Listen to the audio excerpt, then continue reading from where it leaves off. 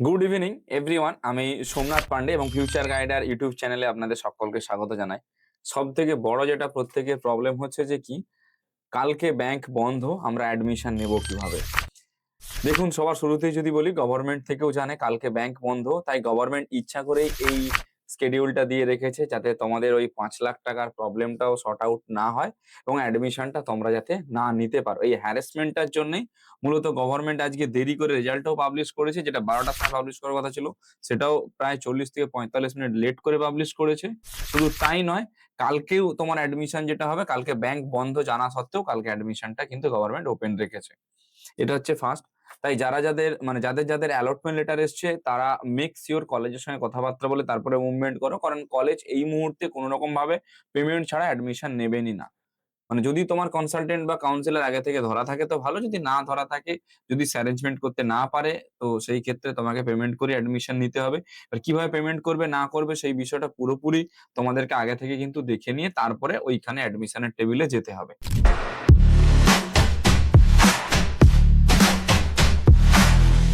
এবারে যদি বলি যে কাট অফ কত গেল বা পরের রাউন্ডে যেটা 30-31 তারিখে যে রাউন্ডটা রয়েছে, যেটার জন্য আলাদা করে কোনো চয়েস ফিলিং হবে না, এই চয়েস ফিলিং এর ভিত্তিতেই 30 তারিখ রেজাল্ট বেরোবে।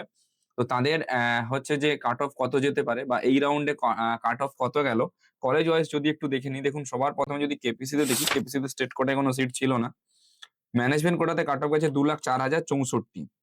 আচ্ছা, এরপরে দেখুন যদি জগন্নাথ গুপ্তা বলি, জগন্নাথ গুপ্তাতে আপনার স্টেট কোটা জেনারেল ক্যাটাগরিতে সিট ছিল, সেটাতে কাট অফ গেছে লাস্ট 56,199। আর এসসি ক্যাটাগরিতে যেটা কাট অফ গেছে 1,76,511। যদি জগন্নাথ গুপ্তার ম্যানেজমেন্ট কোটার কথা বলি, ম্যানেজমেন্ট কোটাতে আপনার কাট অফ গেছে 9,24,609।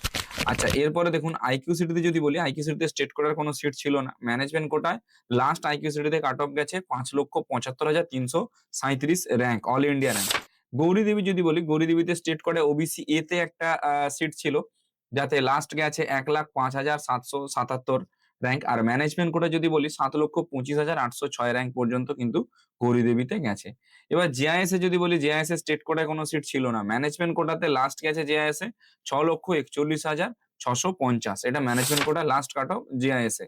সনকার ক্ষেত্রে যদি বলি, সনকার ক্ষেত্রে স্টেট কোটাতে কাট অফ গেছে লাস্ট 82,246 জেনারেল কাস্টে। আর ওবিসি এ তে গেছে 1,06,950 র্যাঙ্ক, অল ইন্ডিয়া র্যাঙ্ক। সনকার যদি ম্যানেজমেন্ট কোটা বলি, দেখুন ম্যানেজমেন্ট কোটাতে লাস্ট গেছে 7,83,000 র্যাঙ্ক।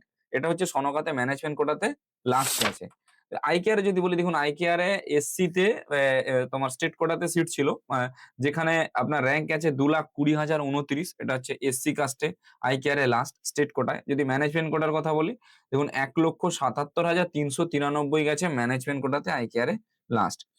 ইস্ট ওয়েস্টে যদি বলি, দেখুন ইস্ট ওয়েস্টে স্টেট কোটায় গেছে লাস্ট আপনার ওবিসি বি তে 1,22,264। আর এসসি তে যদি দেখি 3,09,010 র্যাঙ্ক, অল ইন্ডিয়া র্যাঙ্ক গেছে এসসি তে, যেটা আপনার স্টেট কোটাতে। যদি ম্যানেজমেন্ট কোটায় দেখি, ম্যানেজমেন্ট কোটায় ইস্ট ওয়েস্টে গেছে 9,24,933 র্যাঙ্ক।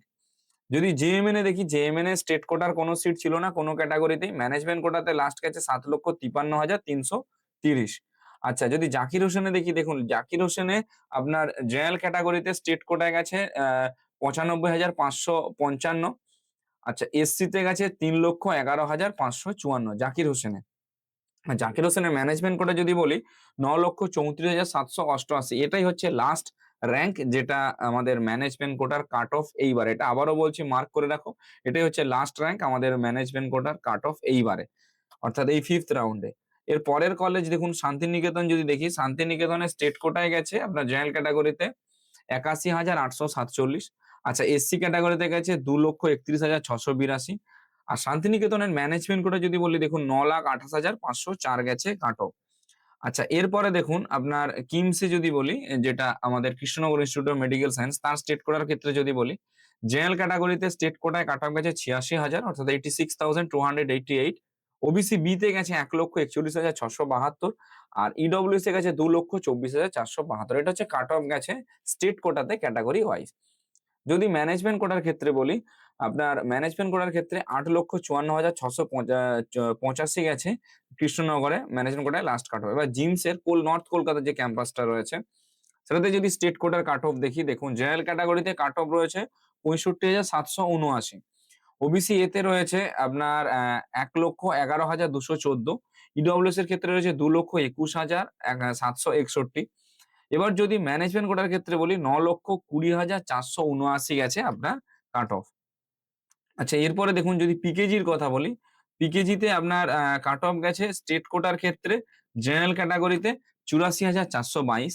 আচ্ছা, ওবিসি এর ক্ষেত্রে ৯৭,৩২৫, এসসির ক্ষেত্রে ২,৭৮,৬৬৪। এটা হচ্ছে স্টেট কোটার কাট অফ। যদি ম্যানেজমেন্ট কোটার বলি ৯,৩৪,০২৭, এটা হচ্ছে ম্যানেজমেন্ট কোটার পিকেজিতে কাট অফ। অর্থাৎ আপনার জাকির হোসেনে পিকেজির থেকেও কিন্তু বেশি কাট অফ গেছে।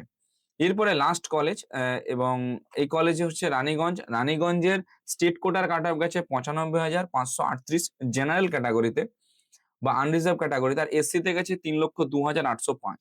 যদি ম্যানেজমেন্ট কোটার কাট অফ বলি, ম্যানেজমেন্ট কোটাতে রানীগঞ্জে গেছে ৯,২৮,০১৭। এটা হচ্ছে লাস্ট কাট অফ গেছে রানীগঞ্জ। এবার সবথেকে বড় যেটা কনফিউশন পেরেন্টসদের কাছে যে এই বছর অ্যাডমিশন হবে কি হবে না, যাদের স্কোর ১৬০ বা ১৭০ এর মধ্যে রয়েছে বা ১৫০-৫৫ এর মধ্যে রয়েছে। দেখুন, আমি আপনাদের যেটুকু সাজেশন দিতে পারি প্রেডিকশন এর ভিত্তিতে, এই রাউন্ডে অনেকগুলো স্টুডেন্ট অ্যাডমিশন নিতে পারবে না এই টাকা পয়সার লেনদেনের বিষয়ে। কারণ এই প্রবলেমটা অনেকেই জানে না, যেই কারণে হয়তো সিটগুলো অ্যাটেম্প্ট করতে পারবে না। তো তারা প্রত্যেকেই ডিবার্ড হয়ে যাচ্ছে কলেজের পক্ষ থেকে। তো নেক্সট রাউন্ডে আপনারা চাইলেও পার্টিসিপেট করতে পারেন এবং যে চয়েস ফিলিংটা করেছেন ওর ভিত্তিতে যে রেজাল্টটা বেরোবে সেই রেজাল্টের ভিত্তিতে আপনাদের অ্যাডমিশনটা নিতে হবে। তবে আমি আবারও বলব, মাথা গড়ায় আপনারা টাকা পয়সাটা অ্যারেঞ্জ করে রাখবেন। কারণ যখনই অ্যালটমেন্ট লেটার আসবে আপনাদের অ্যালটমেন্ট লেটার কনফার্ম করার জন্যে বা অ্যাডমিশনটা কনফার্ম করার জন্য আপনাদের কিন্তু ফিস সঙ্গে, সঙ্গে পে করতে হবে। আদারওয়াইজ আপনারা সিটটা থেকে বঞ্চিত হবেন।